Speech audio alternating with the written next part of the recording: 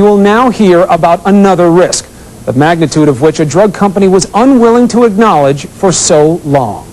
You're about to meet two young women who say once you're on an antidepressant, it's hell to get off. Manufacturers call it discontinuation. Zap, zap, zap. It feels like electricity in the back of your head. It feels like your brain is actually seizing up. Some patients call it agonizing withdrawal. My whole body would be shaking as though my nervous system is on the fritz. Primetime's investigation discovered evidence that the makers of Paxil withheld information, this time downplaying the risks of withdrawal symptoms from their own studies.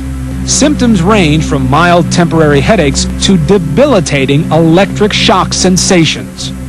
Shocks. Head shocks really throwing me off. Helen, a British college student, had failed to get off Paxil before. The BBC television network gave her a camera to keep a video diary detailing her next attempt to quit the drug. Headaches, muscle pains, sweating, trembling. As I take each step, there's this shock in my head that's completely throwing me off balance. Helen prepares to reduce her dosage further. Next week, I'll be on half a tablet every day. And to be honest, I'm really dreading it. I've got really awful head shocks. And, eventually taking minute liquid doses from a dropper. oh God.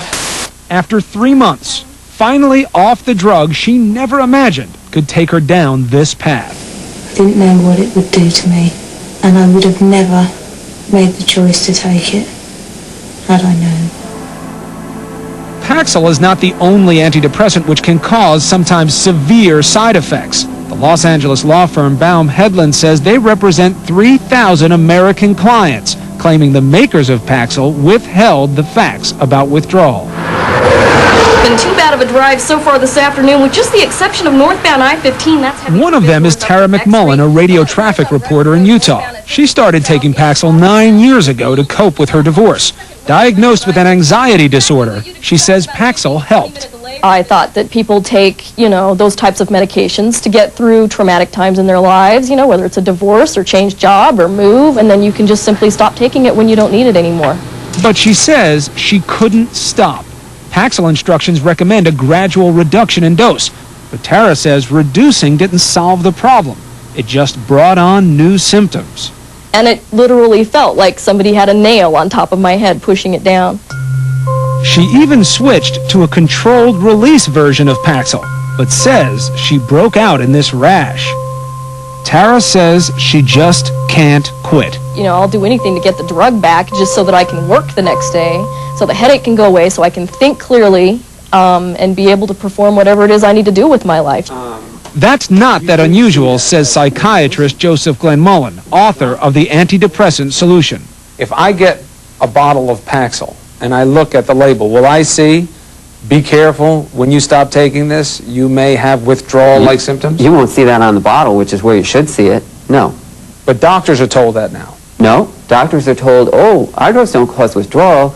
They cause something called discontinuation syndrome, but that's transient and mild. Don't worry about it too much. It wasn't until December 2001 that this precaution about discontinuation was added to the package insert. Before then, millions of prescriptions were sold without a warning or precaution on the insert. Only brief mentions in the back about reports of withdrawal symptoms.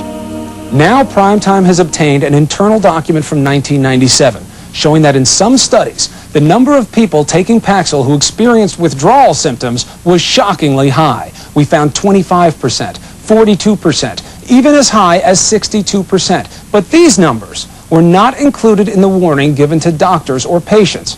And take a look at these documents, directing sales reps to minimize concerns about discontinuation, to try to even avoid using the word withdrawal, and to not focus on how often these effects occur. And maybe this document provides the simplest explanation of why this company wanted to downplay discontinuation.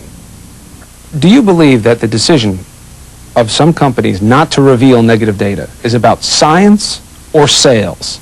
Oh, this is about money. This is not about science.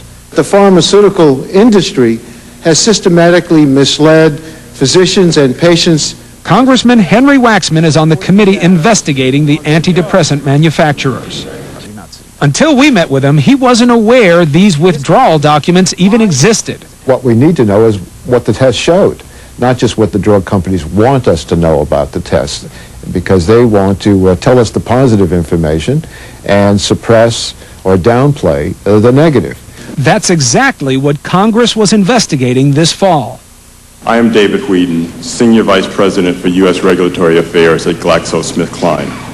They brought in representatives from all the antidepressant manufacturers, including the makers of Paxil. And that's why part of the goal is to get this information out to the general population as well as physicians. By putting a host of very confounded data on a patient label about negative studies, that could potentially do more harm than good.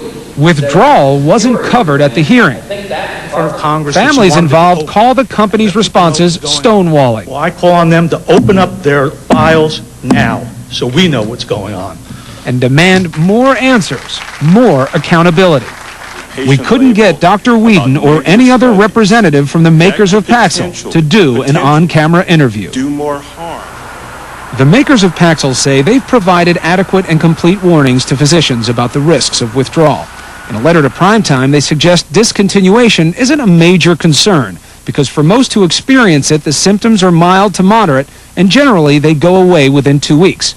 But then, in the same letter, the company admits that in their own studies, as many as 21% of people taking Paxil experience symptoms potentially associated with withdrawal.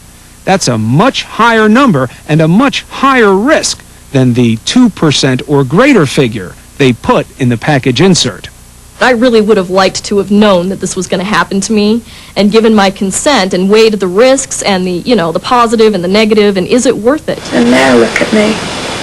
I really feel like I'm not the person that I was a few years ago.